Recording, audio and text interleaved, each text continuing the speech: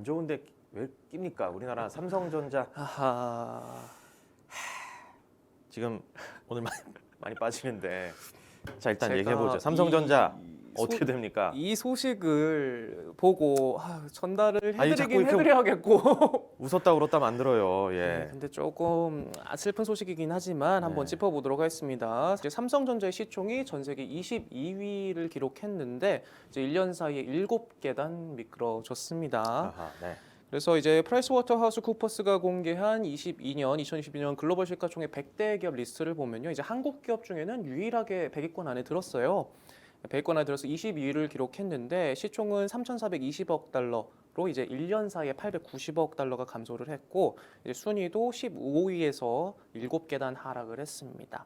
그리고 이제 삼성전자는 페이팔 그리고 뭐 알리바바, 텐센트, 넷플릭스 등과 함께 1년 사이 하락폭이 가장 큰 10개 기업으로 분류가 왜 됐습니다. 그런 데 낍니까? 우리가 좋은 소식에 좋은데 이렇게 더 높이 순위를 껴야 도약하기 되는데. 위해서 이제 한번 짚고 가는 어떻게든 긍정으로 야 좋습니다. 희망 회로를 돌려봅니다. 이래도 되는 거죠? 사실 좀 뭐 네. 멘탈 관리할 때 사실 좀 조그만한 부스럭이라도 좀 잡고 좀 희망을 갖고 그럼요. 어쨌든 뭐 중장기적으로 봐야 되니까 그죠? 이게 뭐 너무 일희일비 하는 게 마라톤이잖아요. 좀 그렇죠. 네. 예. 단거리 싸움이 아니기 때문에. 아 근데 뭐 전 세계 주식 시장 상장 기업 중에 어쨌든 22위까지 기록했던 거니까 뭐 자부심을 가질만 합니다. 거기서 또 조금 미끄러졌다 하더라도 이 현재 뭐 가치나 하고 있는 사업들이 갑자기 뭐 어떻게 되는 거나 이런 건 아니잖아요. 네, 갖고 있는 그리고- 것들이 이제 평가가 어떤 상황에 따라서 조금 달라질 수는 있는 건데 네, 그리고 뭐 지금 상황에서는 뭐 삼성전자뿐만이 아니라 뭐 전 세계 글로벌 기업들이 뭐 여러 가지 지정학적 요소들 때문에 많이 힘들어하고 있기 때문에 네. 어쨌건 뭐 기업 가치 자체에 대해서는 뭐 시가총액이 빠질 수는 있지만 그런 부분들도 조금 고려해야 될 것 같아요. 외부적인 요인들이 많이 작용하고 있는 건 사실이니까요. 네. 그러면 약간 지금 이제 그 우등생에서 슬럼프를 겪고 있는 삼성전자 그렇다면 이제 우등생들은 뭐 하고 어디에 있나 이런 것도 좀 살펴봐야겠죠. 우등생 어디입니까? 네, 1위 어디일 것 같습니까? 뭐 그렇겠죠. 사과겠죠. 뭐. 사과죠. 네. 네, 한입 배우는 사과. 우리 애플인데요. 예. 시가총액 2조 8,500억 달러로 1위 자리를 지켰고요. 네. 그다음에 뭐 마이크로소프트, 우리 잘 알고 있는 마이크로소프트 그리고 사우디의 국영 이제 정유 석유 기업이죠. 아람코가 3위를 차지했고요. 구글의 모 회사 알파벳 뒤를 이었고 아마존, 테슬라 그리고 이제 워런 버핏이 이끄는 버크셔 해서웨이 그리고 이제 엔비디아, 메타 그리고 대만의 이제 세계 최대 파운드리 업체 TSMC 순으로 이렇게 탑 10이 구성이 됐습니다. 네. 네. 탑10 뭐 사실 우리가 다 알고 있는 기업들이긴 한데 실제 지금 이제 경제 변동성이 지금 꽤 있는 상황이잖아요. 이 100대 기업들은 어떻습니까? 좀 그 변동성에 많이 휩쓸리고 있나요? 어떻습니까? 참 아이러니하게도 경제가 계속해서 흔들리고 있다 여러 가지 이야기들이 나오고 있는데도 불구하고 이제 올해 100대 기업의 전체 시총은 35조 3천억 달러로 11%가 늘어난 것으로 집계됐습니다. 우리 모두 좋아하는 애플이죠. 전 세계 시총 1위 기업. 애플에서 이제 9월부터 모든 비밀번호를 없앤 로그인 시스템을 적용할 방침이라고 발표를 했어요. 아니 그럼 이제 비번 머리 아프게 더 안 해도 되는 거예요? 맞습니다. 근데 그럼 비번 없이 뭘로 해요? 참 이게 아이러니하게도 애플 측 주장은 비밀번호가 있기 때문에 개인정보가 털린다라고 해서 이 기술을 도입을 하기로 했는데 누군가가 비밀번호를 알아낼 수 있으니까. 맞습니다. 그리고 네. 이제 해킹도 가능하고 이제 비밀번호가 공유되는 과정에서 유출이 될 수도 있고 여러 가지 우려가 있잖아요. 그런데 이제 애플이 이제 최근에 WWDC 이제 세계 개발자 회의에서 iOS 16 새 운영체제를 공개했죠. 그 새 운영체제 키패스로 불리는 새로운 시스템을 도입을 했어요. 네. 기능을 보면 이제 자신이 사용하는 단말기 기기에 지문이나 안면 정보를 저장을 해놓으면 이 모든 앱과 웹사이트를 별도의 비밀번호나 그런 것들이 없이 터치나 혹은 안면 인식만으로 사용을 할 수 있게 하기로 했습니다. 야, 네. 그럼 정말 보안이 어쨌든 나 아니면은 절대 열 수가 없는. 갑자기 조금 철저하게. 이제 혹시 이제 막 혹시나 하는 분들은 아이폰으로 바꾸는 또 물결이 또 일어날 수도 있겠네요. 혹시 내가 이거 유출되면 안 되는데 하는 약간 이 구린 분들이나, 예?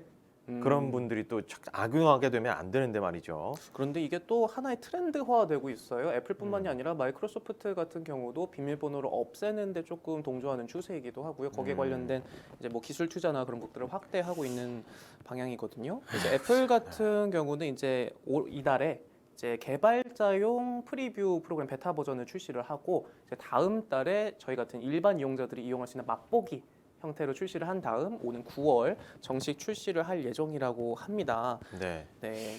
우리 그 좀 뭐 더 나간 얘기긴 합니다만은 추억의 그 비밀번호 이제 뭘로 정하지 하면서 우리 같이 뭐 커플끼리 같은 비밀번호로 한다든지 혹시 지금 이런 낭만. 휴대폰 비밀번호도 저는 뭐 저희 뭐 아내와 함께 모든 것을 확실하신 건가요? 공유하려는 어떤 아까 의지와 바로 제가 기조가 그렇다는 거죠. 소식 전해드리니까 바로 애플 알아보시는 아이폰 14 언제 너무 들어오지 마. 알아보시던데요? 예, 자세한 거는 뭐 알겠습니다. 기조가 그렇다는 거고. 네. 우리 막 그 비밀번호 힌트 질문 이런 거 설정했었잖아요. 맞습니다. 뭐 아버님 성함은 뭐 해가지고 그거 찾고 하는 반려견 이름은 맞아요. 예, 그런 옛날에 추억이 있었는데 네. 아니 그런 게 이제 기술 발달에 따라서 자연스럽게 이제 뭐 아예 없어지고 그냥 무조건 내 생체 인식 정보로만 들어간다는 게 뭐 아직 조금 약간 근데 받아들이기 좀 그렇기도 하고. 우려도 나오실 텐데 이제 애플이 설명한 기술력을 보면요. 네. 이제 뭐 조금 구체적으로 설명을 드리자면 이제 해당 기술은 웹 인증이나 종단 간 암호화 같은 첨단 기술을 활용했다고 설명을 해요. 그래서 운영자인 자신들을 포함해 누구도 해독을 할 수 없다. 그리고 패스워드 자체가 필요 없기 때문에 피싱 같은 사기 피해가 크게 줄어들 것이다. 물론 뭐 긍정적인 효과가 있겠죠. 보안 기술 자체가 발달하면 훨씬 더 안전해지긴 할 텐데. 조금 여러 가지 이렇게 또 다른 측면에서 또 문제가 나올 수 있죠. 그냥 어떤 개인적인 소회, 개인적인 낭만에 갑자기 한번 섞여 들어가 봤습니다. 자, 테슬라가 2년여 만에 주식 분할을 추진하기로 했습니다. 이제 미 증권거래위원회에 이제 3대 주식 분할을 결정하는 내용이 담긴 주총 안건 보고서를 제출을 했는데요. 이제 2020년 8월에 5대 1로 이제 주식을 쪼갠 이후에 이제 2년여 만에 다시 주식 분할에 나섭니다. 네. 일단 주식 분할하면 이제 지난주에도 저희가 조금 알아봤지만 문턱이 좀 낮아지고 그럼 나도 한번 해볼까? 전에는 이제 너무 비싸니까 접근하기가 좀 그랬는데 맞습니다. 많은 분들이 이제 또 동참을 하게 될 수 있다는 거니까 많은 사람들이 오면 좀 더 따뜻해질 수도 있다 이런 생각들이 또 들기도 하는데 자, 주식 분할에 나서는 이유 구체적으로 좀 어떻게 정리해 볼 수가 있을까요? 테슬라의 설명에 따르면 이제 주주 가치 제고와 직원 보상 차원이라고 설명을 했어요. 그런데 이제 외신들의 분석에 따르면 테슬라 같은 경우 주가가 올해 들어서만 40%가 빠졌거든요. 그래서 아까 말씀해주신 것처럼 이제 주식 분할이 뭐 기업 가치에 직접적인 영향은 없지만 이제 아무래도 투자 문턱을 낮추고 이제 매수가가 낮아지게 되면 더 많은 신규 투자가 유입이 될 수 있기 때문에 이제 뭐 자금 흐름이라든지 이런 부분에서 조금 더 좋은 모습을 보일 수 있겠다라는 기대감이 커지면서 이제 테슬라가 반등을 모색하는 차원에서 이런 전략을 꺼내든 게 아닌가라는 생각이 듭니다. 그때 또 뭐 금요일장에서는 사실 좀 하락을 하기도 했었는데 네네. 실제로 좀 어떻게 깜짝 반등했습니까? 네, 이제 금요일장에서는 3% 이상 빠지긴 했는데 이제 이 소식이 나온 직후 이제 시간의 거래에서 2% 가까이 올라서 $700 선 가까스로 이렇게 기억이 올라 700슬라를 턱걸이 했습니다.